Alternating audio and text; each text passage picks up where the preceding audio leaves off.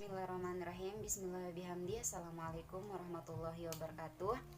Saya Siti Sa'diah, program studi pariwisata Universitas Hamzah Wadi, semester 4. Saya membuat video ini untuk memenuhi tugas perkuliahan pada mata kuliah Sistem Informasi Pariwisata.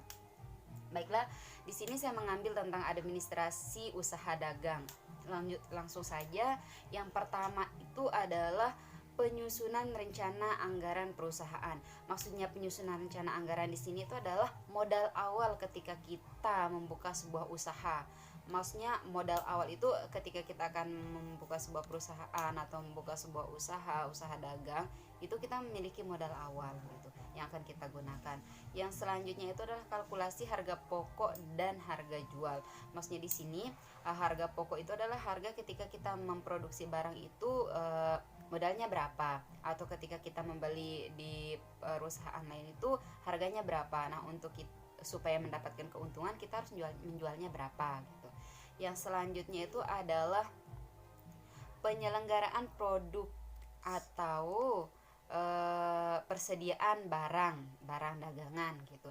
Jika usaha dagang yang kita lakukan itu barangnya itu kita produk sendiri, maka untuk menyediakan barang mentah atau menciptakan barang itu kita harus melihat keadaan, melihat kebutuhan gitu.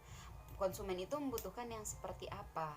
Jadi kita memproduksi yang memang menjadi kebutuhan konsumen gitu, yang memang menjadi tren saat itu gitu, sehingga gampang untuk penjualannya gitu. Yang pasti di sini tuh kita penyediaan barangnya itu sesuai dengan kebutuhan yang diinginkan oleh konsumen. Yang selanjutnya itu adalah daftar gaji karyawan. Daftar gaji karyawan di sini itu supaya kita mengetahui sudah jelas gitu setiap bulan itu kita akan mengeluarkan gaji kepada karyawan itu berapa. Itu. Dan juga ketika orang akan bekerja kepada kita sudah memberitahu, mereka sudah tahu gaji yang akan kita berikan kepada mereka itu berapa, baru mereka bisa bekerja sama kita gitu. Dan jika mereka menerima, mereka akan masuk bekerja sama kita gitu. Dan juga untuk gaji karyawan ini biasanya sesuai dengan menyesuaikan dengan usaha itu sendiri. Jika usahanya besar, perusahaan itu besar, maka gaji itu juga besar gitu. Untuk usaha dagang biasanya itu menyesuaikan dengan sistem. Di sistem di sini ada yang sistemnya itu tergantung penjualan dan juga ada yang bulanan. Kalau untuk yang penjualan, ketika penjualannya itu tinggi atau pendapatan itu tinggi, maka gaji karyawan itu tinggi. Dan jika dia itu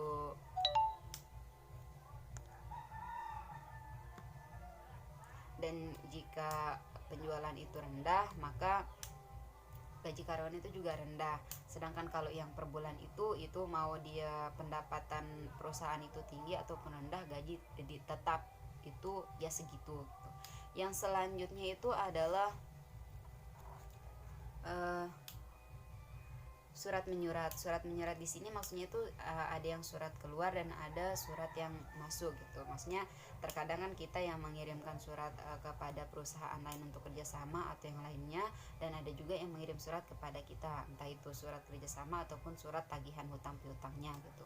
Yang selanjutnya itu adalah penyelenggaraan atau pembukuan perpajakan tentang hutang piutang, pengeluaran ataupun pemasukan gitu. Yang di sini itu maksudnya pembukuan itu seperti kayak kita menuliskan, misalnya kita melakukan pembelian barang mentah untuk produk. Nah, kita akan menuliskan kira-kira itu kita mengeluarkan uang berapa gitu, untuk bayar pajaknya berapa, untuk utang piutangnya itu berapa, dan apakah kita bayar per tahun, per bulan, per hari, dan segala macamnya gitu. Itu udah kita susun gitu cara-caranya. Yang terakhir itu adalah pengarsipan. Jadi di sini itu pengarsipan itu sebagai bukti akhir atau sebagai pembukuan di terakhir gitu.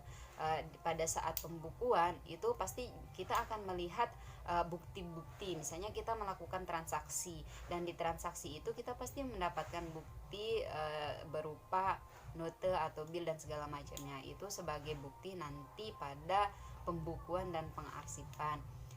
Baiklah, terima kasih. Itu mengenai administrasi usaha dagang yang saya bahas. Assalamualaikum warahmatullahi wabarakatuh.